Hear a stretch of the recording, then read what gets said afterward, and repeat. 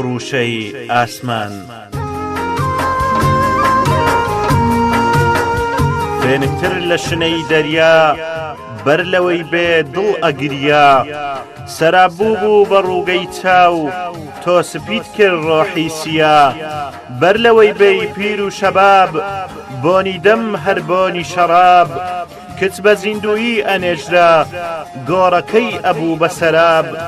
زەمانێ ئافرەتی هێ من بۆی نەبوو بڵێ مافی من، کە تۆ هاتی دنیا گۆڕا فریادڕەسی ژیان و ژن، تەرتر لە هەنگاوی باران شەمعی ڕێگای دووری یاران، تەنها مشتێ هەناسەی تۆ شیفایە بۆ ئەوینداران، ئەڵڵا ڕێزی لێناوی تۆ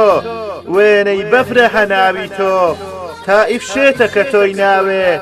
نابینێ نووری ناوی تۆ، تۆ فروشەی ئاسمانی بەرامەی جەننەتی جوانی، دەستی دڵم ڕاگرتووە بەیعەتە بێ پەشیمانی، تا ڕۆح بەلاشەم ڕازی بێ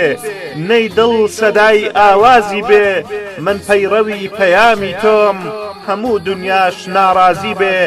لە باوەشی ڕۆژ و شەوە ساوی دڵ خەنیمی خەوە،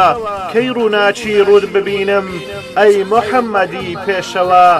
صلى الله عليه وسلم.